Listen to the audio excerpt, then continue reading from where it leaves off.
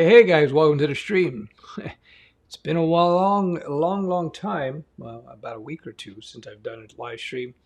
Been super busy, so my apologies. So I'm just going to jump into the subject, and then I'll do a little Q&A as it comes out. In the meantime, before I get into it, let me know with the thumbs, and let me know in the comments if you can hear me or not. Make sure, I just want to do a sound check and a video check. Can you hear me? Let me know. Let me know if you can hear me. And as soon as I get a response in the comments, whether or not you guys can hear me or not, I will jump into the subject. So yeah, let me know. Can you hear me? That would be cool if you can let me know. There's a good 15-second delay typically, so we'll see what happens. So yeah, so I'm answering a question that was put to me. Hey yo, how you doing, hybrid? How you doing, Rohit? I hope everything is well with you guys. Hey, Steph, you sound good. All right, good. Thanks, Toasty. Appreciate it. Good, good, good, good, good. So, uh, somebody asked me if somebody reproduces a tutorial that they take online, wherever they happen to find a tutorial, whether it be bootcamp tutorial or some class, some course they buy on Udemy or wherever, whether or not that could be used where you copy this tutorial, you copy the code, you follow along, and then you post this site or this project. You say, hey, look, now I'm a coder. Can you get a job with that? Short answer is likely not, unless, of course, you understand exactly what's going on with the code. You see, a big part of being a developer is understanding the whole environment around the code that you're writing. So in the case of web development, of course, if you're writing JavaScript code, you have to understand why you write JavaScript. What role does it play within the context of a web app or website? How does JavaScript, when it makes sense to use JavaScript or to use a server-side language like a JavaScript or a PHP or a Python with Django, etc. Understand the frameworks, understand the libraries. These are all the things you have to understand. Another aspect about being a pro developer is being able to assess requirements for a particular job and to be able to make choices in terms of the technologies that you would leverage to produce the product that you're asked to produce. So as you can see, this goes way beyond simply copying a tutorial code and pasting some replica of some tutorial project that you put out online. So that's why in my courses I do have you're building things as you go, but the main goal of any good course, any good curriculum is to get you up and running so that you can think on your own, so that you can make these assessments that I just talked about.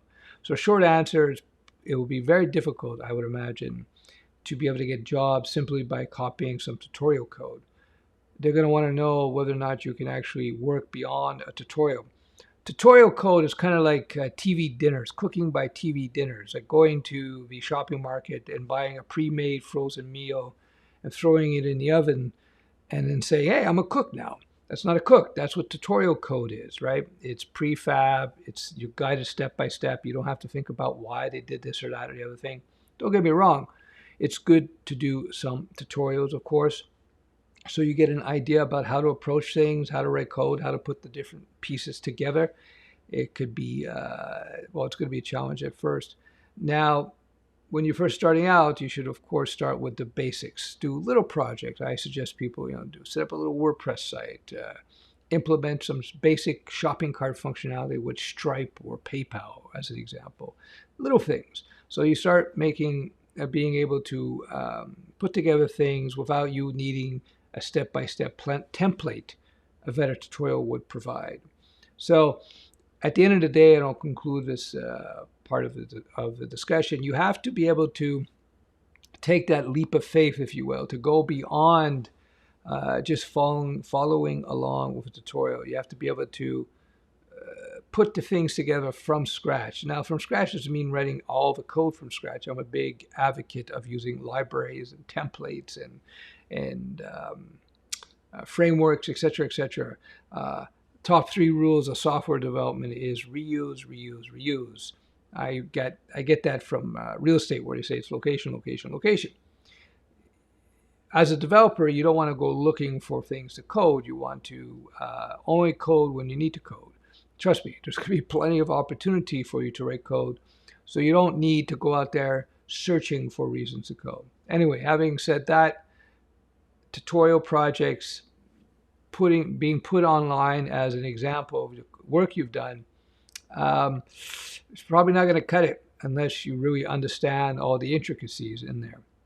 That's why I suggest to people you do a few basic tutorials besides after the foundations, but you want to get out there in the real world and start building real things as quickly as possible. I hope that makes sense.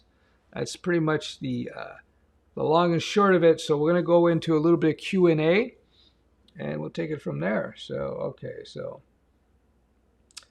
All right, hello, hey, how are you? There are black bars on the side. Yeah, there are black bars on the side. That's an interesting thing. Hold on, let's see if I can fix that. Give me a second, guys. Stream size, standard stream aspect. Picture and picture shape, transition. You know, I'm not sure why it's doing that. They upgraded the software, and of course they did something to this to make it. Oh well, sorry guys, we're gonna have to deal with the black bars today because my streaming software is not making it easy for me. Oh, wait a second, I think I know where I can fix this. Zoom and pan. There we go. Boom, boom, boom, boom, boom, boom, boom, boom, boom. All right, thanks for pointing that out. There we go. All right, always professional here. Hello from Romania. Interesting topic. Yeah. You gotta understand, developers are not. When you're a developer, you're not painting by numbers. You're not putting together puzzles. Well, part of it is that, but a very small part. You actually have to understand what's going on so that you can make assessments about what frameworks you might use, what libraries you might use, and so forth. So if you just copy a tutorial from some tutorial course you bought, it's not realistic to think that that's going to land you some high-paying job. Even when you do your training, let's say you do proper training. Of course, I'm biased in full disclosure. I have my training, my standalone training, and also my mentoring program. Even after months of that, when you get your first job, it's your first job, right? But what happens if you are properly trained and you show productivity, you will be able to increase your salary very quickly in the software development world. So it's not realistic if you're 22 or 25 years old, no prior background, you do a tutorial on a $10 course or even a $400 or $500 course, and within 3 months you're making 100 grand. Come on, use common sense, right? You can get to 100 grand, you know, well, if you're in the right part of the world, of course, in a reasonable period of time. It's not going to be the first job, right? Not if you're not experienced. But there's no quicker way as far as I know, in terms of any profession, there's no quicker way to reach high levels of income than software development. I don't think really, unless you're like a super talented sales and marketing person or a super athlete or something. But in terms of the average person, there's no quicker way, no faster way to reach really good salaries. Now, really good salary is hard for me to put a number on it because it depends where you live. New York City developer will not be making the same type of money as somebody in I don't know, North Dakota or Bangladesh or whatever. Just pick a place. I don't know.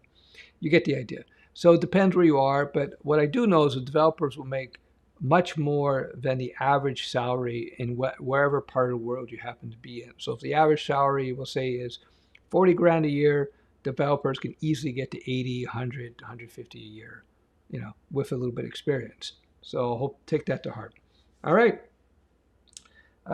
Can you get a job with a project done by someone else? No. Well, that's a good point. See, I see people, they'll take a project they've done on a course, and it's just the course's project, and they'll just copy the code maybe make little changes, and then they'll put online and say, hey, look what I did. You didn't do it. You just copied somebody else's code. It's like learning to play the top 5 songs in the last 10 years from your favorite band, and then calling yourself a songwriter. You're not a songwriter. You just learn to play somebody else's songs. A developer has to think and has to develop, right? How do you beat procrastination as a beginner coder? It comes down to a few things. You should take my Lizard Wizard course, which will help you understand how your brain works, motivation, emotion, psychology, and this will give you strategies in terms to beat procrastination pretty easily. So check out my Lizard Wizard course. Basically, how you deal with procrastination is to set up a strategy where sitting down and writing code or sitting down learning to code is not hard. It's actually perceived as being easy. I don't know, but before you get into React Native, you got to learn your JavaScript very well. Just read the docs and then start building. That's what Stef advocated for. Yeah. Once you know your basics, let me just get this into view here. Once you know your basics of software developer, I call it the fundamentals. I have my fundamental courses. I'm releasing my pro courses now. My HTML5 Pro is out now. They teach you all these key concepts and techniques, and you learn about the infrastructure, and you learn to think like a developer, like a pro developer. Once you have that, it's like somebody said on a recent YouTube comment. They said, you know, after I did your training, I realized that I didn't have to come to you, Stef, anymore to get answers to my questions. I knew how to get those answers on my own. And that's the key. That's the whole point of becoming a professional. People will consult with me about coding, business, infrastructure, different, software infrastructure, etc. And they come to me because I think like a pro developer. I have that experience, and I'm able to assess projects, even in technologies that I'm not terribly familiar with, because you're going to see all these different things. Whether, let's say we're talking about back-end frameworks, Python Django, PHP Laravel, Express.js, which sits on top of Node. What's the big one in the Java world? Java Spring, et cetera, et cetera, et cetera. They're all based on similar principles. Yes, they're all different. But if you learn one framework, to move to the others is much easier. Same principle. It's like learning to ride. Learn to drive standard. You learn to drive standard BMW, you pretty much can drive standard in most cars. Yes, they all have their nuances and their differences, but the key is to learn to drive standard, to understand how to work the clutch and how to, not to go from fifth gear to reverse. That's a basic principle you don't want to do in any car. Same thing with software development. When you start getting your head wrapped around these global concepts, all of a sudden, to jump from one thing or the other is not a big deal. So again, this goes back to, can you get a job just by copying some tutorial you did on a course? No, probably not, unless you're really inclined towards that kind of work and you understand all those concepts and so forth. Because your job as a developer is not to copy somebody's tutorial. Your job is to be able to assess projects, gather requirements, and figure out what technologies you're going to use to execute the plan, right? That's part of it anyway. So let's go on. So to reiterate, yeah, just read the docs and start building. Yeah, exactly. Even if you got your job, you would struggle really badly. Exactly. Got to build your own stuff to actually know a language. Exactly. It's like fighting. I used to box and I used to do other martial arts, and you don't really know how to fight until you fight. So we'd see in a lot of traditional schools, and they would do these katas or these prearranged sequences. Some people call them twin sets, etc. So a guy would go, okay, this is the guy's going to punch, and you do this, and then you're going to go like this, and then you're going to go like this, and then they do it real quick, and it looks very impressive, but it's not even close to fighting. And so these guys I know these guys, and I did it for a while myself, where you do these preset katas and forms, and they have their use, but they just do that, and then they actually get into a real fight, and they're because they were doing these katas and these twin sets, and they expect the guy to punch in a certain way, and they don't, they get clocked because they're not learning how to fight. And that's what UFC, like in the original UFC in the 90s, that's what a lot of people realized when they watched this. These guys, they thought they were great martial artists because they did all these presets and they were really fast and they could hit pads really hard and break lots of boards. But when they actually got into a fight, which is very dynamic and chaotic, they got killed. I learned about this because, fortunately, in the styles I train in, I did boxing. It's like I learned through reality. We were taught reality fighting. Also, being a bouncer helps that too. But same thing with software development, by the way. It's not simple, cut and dry. I'll just follow this tutorial. It's like, so if you do a tutorial, like I have a shopping cart tutorial, and but it's only a way of building a shopping cart. The whole point of the tutorial is just to teach you how you might connect disparate pieces together, how you connect to PayPal, but it's not the way. How you build a shopping cart could be terribly different depending on the needs of the particular client. So you don't want to think that this shopping cart tutorial is the way you build shopping cart. That's it. No, it isn't. It's just whatever tutorial you do, it is only a way. And you find that it could be a seemingly minute business practice difference that will cause you to have to re-engineer and rethink the way you structure your application code. That's it. So yeah, so the short, again, to reiterate, can you get a job just by copying code from a tutorial did? No, you're probably gonna get killed in this job. I've seen that many times, by the way, where people they do a tutorial on React. They don't learn JavaScript. They don't learn web stack. They have no idea about HTTP and request response cycle. They have no idea about client server model. They don't understand how the code is actually processed. It's all, but they say, I want to get a React job. So they get a React course and they're lost.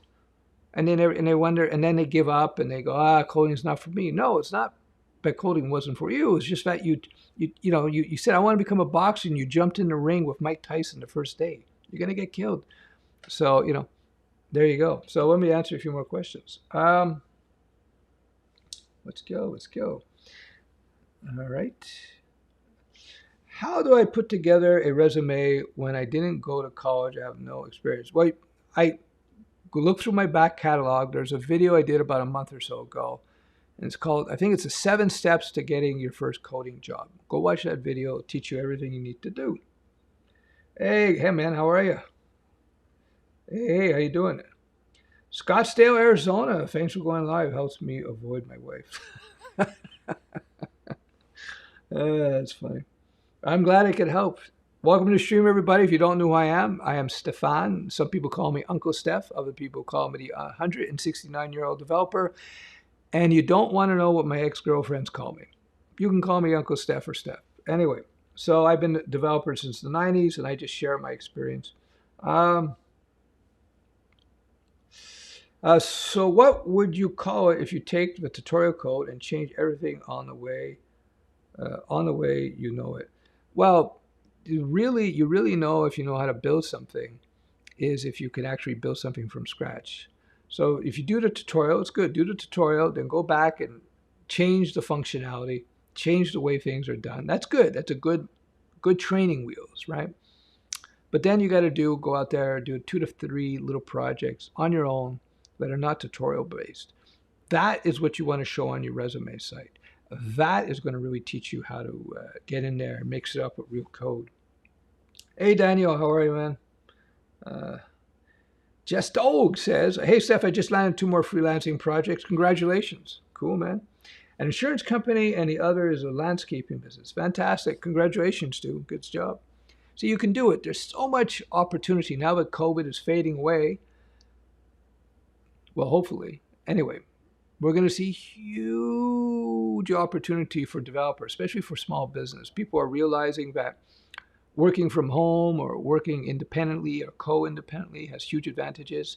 So there'll be a lot of opportunities. If you want to get into freelance, this golden time is coming up, golden time. If you're somebody who's older, 40 plus, 50 plus or older, and you're thinking about getting into code, freelance is probably your best route unless you have really strong domain knowledge outside. So let's say if you're an accountant and you want to get into coding, you could maybe combine your accounting knowledge and skills with new coding skills and cater to accounting firms, or maybe go work for an accounting firm. all these opportunities. So if you're also wondering about job opportunities, there's tremendous opportunities now. By the way, if you like this video, let's get the likes up, guys. We're at 148 people live now. We only have 41 likes. So I appreciate the thumbs. This is good for the Google algorithms. Tell your brothers and sisters about this. Again, if you're new to the channel, I typically do a lot of live streaming. I do a lot of Q&A with people. I've just been super busy these days. Work and home renovation. So, my apologies, but I do really enjoy doing this. So this is why I do this. So yeah, I appreciate the likes. What about TypeScript? What do you think about it? I think TypeScript is fine. I don't think you're going to find a huge amount of work with it. But again, I'm trying to train you guys up to stop thinking about what about this language? What about that language? What about this framework? What about that framework? When you become a pro developer, you'll be jumping from language to language to language, the way I jump from girlfriend to girlfriend to girlfriend. Variety is the spice of life when it comes to professional development. You want to get out there and you want to just, you're going to be open to all kinds of different things. I was actually talking to a pro developer about 2 weeks ago, and we were having a chat about stuff, and he was saying how every few months, he works for a large corporation. They say, okay, why don't you go learn this? Go learn Docker. We're going to do this. Okay, go learn Node. We're going to do this. And his job is to basically assess technology, learn it, implement. Assess technology, learn. So why do I say that? TypeScript's fine. And if you know how to if you know how to code, if you are a trained developer, you could learn TypeScript fairly easily within a few days. You can get your head wrapped around it, right? Especially, if you know JavaScript, you know already 95% about TypeScript. So try not to get caught up in the language. Oh, am I only going to get a job if I only learn this language? No, you got to move around. That being said, when you are looking for work, you want to look at what the job opportunities are in your area. You'll find, for example, maybe in Germany, .NET is popular, whereas India, it could be PHP, Laravel. San Francisco, it might be, Ruby Rails. So you have to look at the environment, where you happen to live, geographically speaking, or where you want to work. Look what the demand is. But again, I'm trying to get you guys to get away from the notion that you're a Java coder, or you're a Python coder, or you're a JavaScript coder. You happen to be a JavaScript Express coder now, but very likely in a few years you'll find yourself doing something else. Make sense? I hope so. Hey, how are you, man? Hey, Ron, how are you? Welcome to the stream. They're gone now. I don't know. Which programming language to start off first for web development? Well, I am very biased. I have my courses. I got my solo courses below, which are very, very, very, very affordable. Just buying me a few coffees, or you get my mentoring program. When you want to learn web development, you got to learn the key languages: HTML5, CSS3, JavaScript. Then from there, you have some choices you can make. You can go server-side JavaScript, aka Node, Express, or IE rather, or you can go with service. You can go with PHP, go with Python and Django. There's so many options: C#, Java, etc. I recommend and I teach PHP because it just gives you a whole bunch of opportunities. But again, once you learn server-side coding, whether it be PHP and Python, whether it be PHP, Python, Ruby, JavaScript, etc., you can pivot one for the other. You'll see how easy it is. I have a problem with graphs. What is the best way to comprehend this kind of algorithms? Like anything else, what I would be doing is just writing code. So you get a piece of code to work. Here's a training technique I teach. Get some piece of code to work. Even if you write the code, get it to work, and even if you only understand half of it, once it works, break it and try to change it and see what happens. Look at the error messages and then fix it again. And by doing that, you're going to start exposing your brain to this algorithms, and you'll be able to more easily comprehend it over time. That being said, keep in mind, for 99% of programming, algorithms is not important. Let me say that again. For 99% of programming, algorithms are not important. Actually, they're very unimportant for 99% of programming. If you're doing game engine development, yes, algorithms. If you're building a search engine, yes, algorithms. If you're doing AI, yes, algorithms. But for most business development, it's not important. So, unless you want to go into one of those specializations I just mentioned, I wouldn't be so concerned about algorithms, unless the place you're working for, they test you for your ability to work with algorithms. Most of the time, it's not that important. When it comes to software development, for most people, the most important are design patterns. What's the second one? It will come to me. I didn't have my second coffee today. Design patterns is huge, and refactoring. There it is. Design patterns and refactoring are far more important for most programmers than algorithms and data structures. Let me say that again. Design patterns and refactoring, there's books below, links below, far more important, much more important for most programmers than algorithms and data structures. On the other hand, if you're doing AI, you're doing search engine development, maybe you're building some low-level core engine, then the algorithms and the data structures will come in handy. But guess what? 99% of you will never touch that kind of code. So I think I answered that question. Learning algorithms important. Again, guys, if you don't know me, my name is Stef. I've been a developer since 1994, entrepreneur, tech entrepreneur. I trained some of the heaviest hitter developers out there today, including my top student has a company that's now evaluated at $500 million, not $1 million, $500 million. So I know how to train people. And some people call me Uncle Stef. Some people call me the 169-year-old developer. So there you go. If you want to get to the meat of the subject, you can just rewatch the stream. Is one web project enough to applying for a job? If yes, how complicated should it be?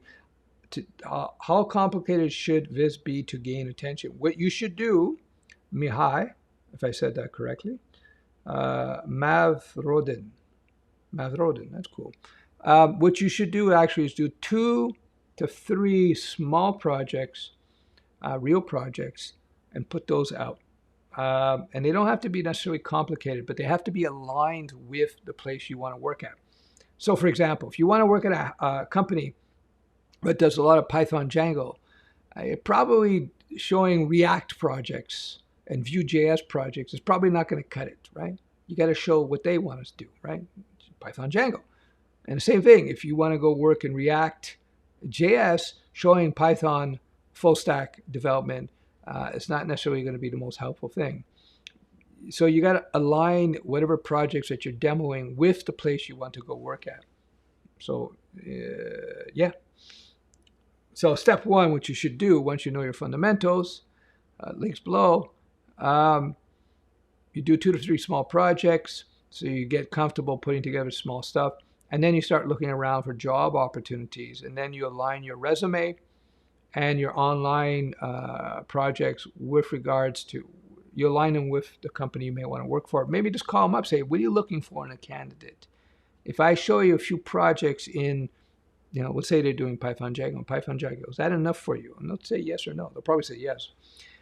Also understand, in software development world, experience is far more important than certification. Again, guys, thanks for the thumbs. If you like what I'm doing here, give me a thumbs up. If you hate my long hair, give me 2 thumbs down. So you tell me what you want. I think TypeScript is a fine language. Again, it's just one of those things. It depends on whether there is a demand for it. Sons of Eating, good morning from Arizona. Well, thanks for joining the stream. About reuse. From my limited experience, some people use it as an excuse to ignore the basics and jump to complex stuff. Then they end up falling for simple problems. Your input, please. Yeah, you have to reuse, that principle. I've been talking about this for 15 years or 20 years, I don't know.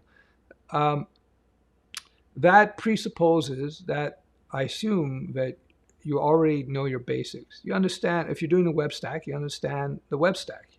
You understand the implications of the stateless nature of the web, and you understand CRUD, and you understand basic security protocols, if you will, et cetera, et cetera, et cetera.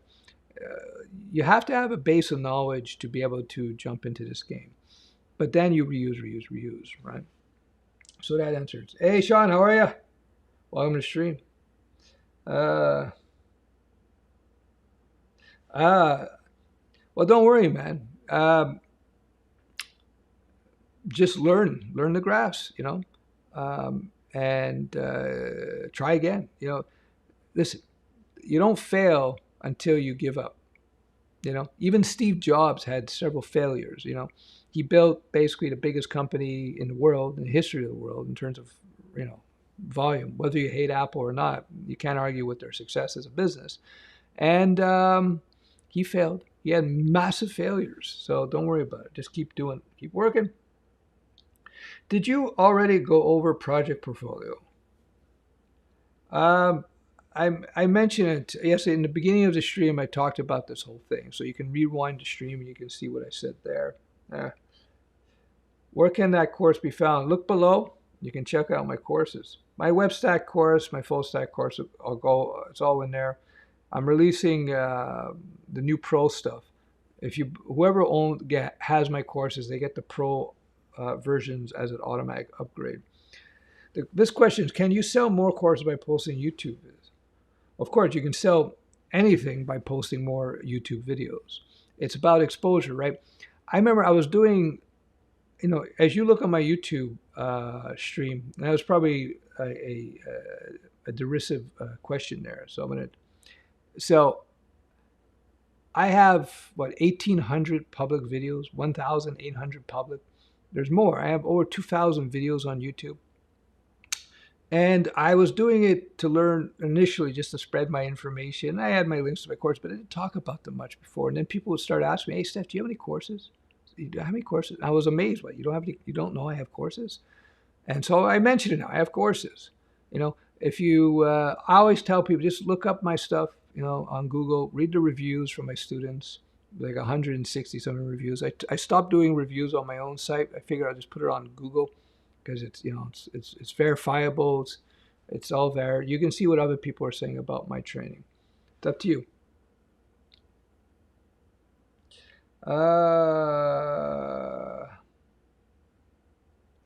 I have learned Python, built some projects following course, but still can't build something on my own. Why is that? Because you don't know the basics well enough. That's all. You got to learn the basics. Is it good for? Well, hold on. Is it good for become a Magneto developer for Node.js developer 20? Look at the job opportunities. Go searching for Magneto developer jobs, Magento, excuse me, versus Node.js. Is it good to become? Okay, we got that one.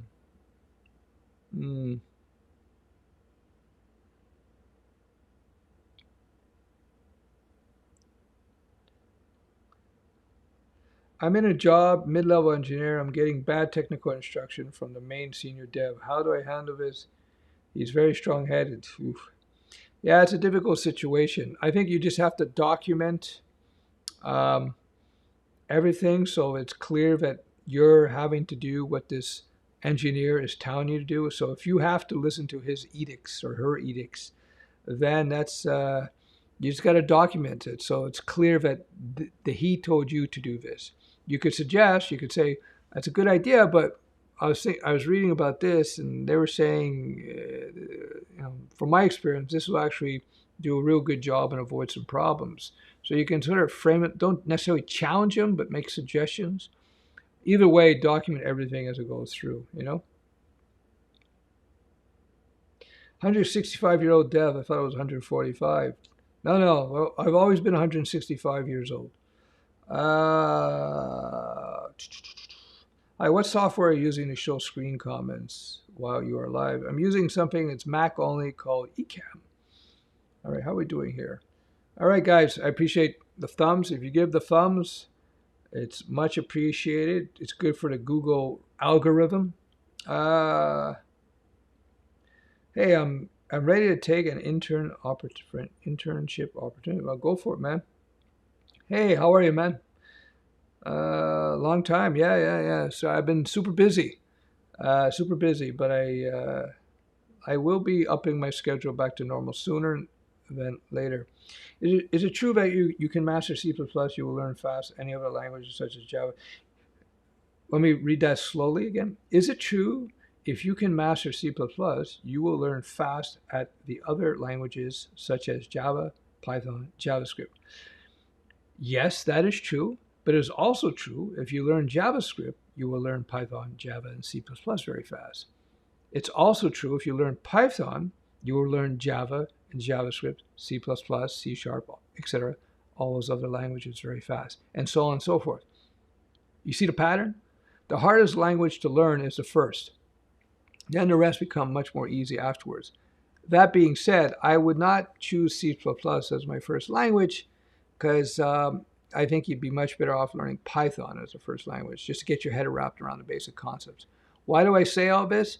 Is because all these languages have very similar principles, very similar ideas. They're just expressed. It's like they're just expressed differently. It's like learning how to drive a car. Once you learn how to drive a Porsche, you can drive Audi, BMW, Ford, you name it, Toyota.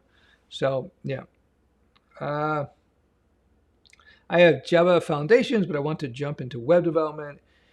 Is it better to build a portfolio with Spring Boot for freelance or better to learn PHP? PHP is the king and queen of freelance. PHP is where it's at when it comes to freelance. Java and Spring Boot is there for enterprise really only. I would never build, even though I did most of my coding work in the 90s in Java, I would say a strong majority, maybe 70%. I would never use Java anywhere except for very large organizations. So definitely not freelance. It would be way too slow in terms of write time to use Java in the freelance world. Java, C Sharp, largely used in enterprise, meaning huge corporations. I'm not dissing on Java. It's a great language, but it's just really slow to write with because you got to write a lot of code to get anything done versus more nimble languages like PHP or JavaScript. Keep that in mind. Hey, brother Codes, thanks for letting me know, and I appreciate everybody giving me the thumbs up. Again, if hold on, what's going on here? Okay, here we go. What important things do you assess in a person for a particular technology during interviews? React. Good question. Well, first thing I want to know what their experience is as a developer. That's the first thing I look at. No matter what languages or libraries. So if I had somebody who did 5 years of Vue.js coding and understood the web stack and had a lot of experience with Vue, and I had a React.js job, I would choose the 5-year veteran with Vue who's done like 10, 20 projects versus somebody who's got 6 months of React. You know what I mean? Experience is huge. That said, of course, ideally you can find an experienced React person. That would be kind of cool. So I look at their overall ability to code, basic principles, best working practices. They understand design patterns. They understand refactoring. They understand the basics. They understand, in terms of, React, they understand HTTP and the request response model. Also, they should know how to communicate with people. It's very important. You guys have to understand if you're going to go work with other people, you have to have good communication skills. Software development is a lot about communications because you got to get feedback from your bosses or your clients or your coworkers. You got to be able to understand what they're saying. You got to be able to understand you. You got to be somebody who's reasonably pleasant to work with. So interpersonal skills, fundamental skills. I look at these things. And for me, the best thing is when a prospect comes in and they're able to ask good questions to me. They're able to put good questions to me about what technology we're implementing in our project, why we might be implementing that, why did we make that choice. If they can put intelligent questions to me, that tells me that they're inquisitive, they're smart, and they know the game. So there you go. What is your thoughts on GitHub Copilot? Love from India. I see all these AI code completion tools as assistive technologies. Assistive, not replacing. These tools are not, let me say, they are not a threat to developers. The only people who think that they're a threat are people who are kind of noobish.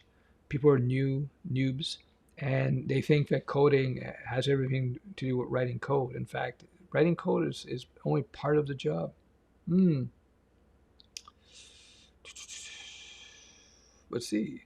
Hey, I'm ready for an internship opportunity if the company is demanding to use other programming languages and technologies that I'm not comfortable with. I would do it anyway, dude. As I said, a coder is a coder. Doesn't matter what language you use, you know? Hey, Alex, how are you, man? Thanks for joining the stream. All right, Kevin. Fresh undergrad here. I'm torn between Android dev and full stack dev, which is a better career path. Thanks. I would go full stack because you got more opportunity and more directions you can go in.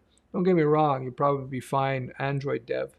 So ultimately, look at job opportunities and maybe choose which one you prefer. In terms of generally speaking, without as a general rule, you're gonna have more opportunities web. You can do full stack, front end. You could do PWA, mobile, et cetera, hybrid mobile. It's just more variety, more opportunity that way. Hey, saludos. How are you? I don't know what that means. All right. I've been watching your videos since I was a student in 2018. Hey, cool, man. What do you think has changed in the tech since then? For me, it's not so much development, but it's the structures around development. The thing that has changed radically is the sophistication in the server models. Not that you have to implement them, but like the very advanced VPSs that are out there. I think that in terms of DevOps, they're starting to realize that DevOps got a little bit too complex, and they're looking to streamline, simplify the DevOps process. But the biggest change, I believe, in the last, since 2018 has been the server models are just getting incredibly powerful and sophisticated, which is great. It's very relevant. PHP is used all over the place, generally for smaller projects. But like I said, I have a friend who's his $500 million business is run on PHP Laravel. So if somebody tells you PHP is no good for large projects, you should tell them they don't know what they're talking about. How do I get your client in freelancing? I have a video on that. 7 steps for your first job or client. Check it out. It's on YouTube. I'm a Python programmer. I was asked in the final interview, how would I compensate the fact that I don't know .NET? Any thoughts on this? Well, just give them what I just told you. Say, I know software development. I understand the web stack. Do you know Python? Do you know Django? You have to learn the web stack. So if you just know pure Python, then you would have to learn most .NET, as far as I understand, is ASP.NET. It's the web stuff. So you'd have to learn the web. Say, listen, I know software development. I know best practices. I know how to refactor code. I know how to write clean code. I'll just learn .NET fairly quickly. That's what I would say. Stef, in how many years does coding get boring? Good question.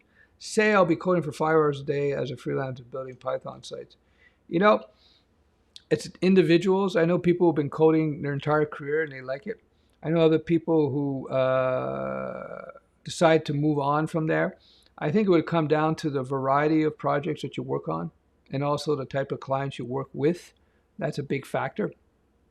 It's all individual, man. It's like, everybody's got their different predispositions, as they said. For me, I tilted out of being a freelance developer, I would say after 7 or 8 years. And I started going more into management and architecture level stuff. Uh, I learned advanced C++. What should I learn next? Please tell me. Depends on what type of job you want to go, man. You go into. Do you want to go into web stack? Then learn the web. You want to get into AI? I would learn Python. So it really depends on what you want to do. Again, now it depends. Should I learn full stack web before stepping into data scientist? Depends. Do you want to be a data scientist? You have to be a data scientist, right? Depends what you want to do. I appreciate that. They'll be coming much more often, much more often. How are we doing for time? Wow, 45 minutes already. All right, I'm going to go. Uncle Stef is going to go eat. Uncle Stef, opinion. I feel like mobile apps are kind of a repeat of why we went Web 2.0. You can do so much with the browser and run it anywhere. I'm just not interested in learning Android or iOS. You've been watching my streams. I've been telling people for years that if you want to do mobile, your better bet is to go non-native, whether it be PWA or simple responsive site, or maybe a cross-platform solution like a Flutter. I would agree. I think that as internet bandwidth gets more and more powerful, as smartphones becomes more and more powerful, the need for native mobile development will just diminish. And why would everybody go web instead? Because with web, you have one code base that will work on Android and iOS. Whereas if you go native, of course, you got to write two code bases, which is a pain in the... So, yeah, I agree 100%. After learning basic fundamentals of C#, what's next? Do a few little projects, man. Is it enough to make new projects? You really learn by building things. It's like fighting. Once I learned my basics, how to throw punches and defense and bob and weave and uppercut, I really learned how to fight by jumping in the ring and fighting. I would go in first with my coach, and we'd be sparring, and he'd be, okay, you did this wrong. You could try this. You got to do this. You got to do that. Same thing with software development. You have to let go of your noob training wheels. Don't get caught in tutorial hell, and do what it is you got to do. And that's build real projects. All right, how are we doing here? Sir, how can we learn Python fully? Well, you do my Python course. That will get you up and running pretty quick, and then you'll be able to pivot in any direction you want. All right. 47 minutes. Whew, time flies. Solid principles. Yep. Great content. Appreciate it. Appreciate the thumbs up, everybody. Good afternoon. Greetings from North Carolina. Hey, man, how are you? Have you? Thanks for joining the stream. All right. It's been 45 minutes already. I will leave this up for maybe a day. So if you want to watch the replay, if you just jumped in, but I'll be taking it down and doing clips from it because people don't typically want to watch a replay of a 45-minute stream. All right, so many questions. Sorry I didn't get to them all, but I got to go. All right, thanks for joining. Appreciate the thumbs, and we will talk soon.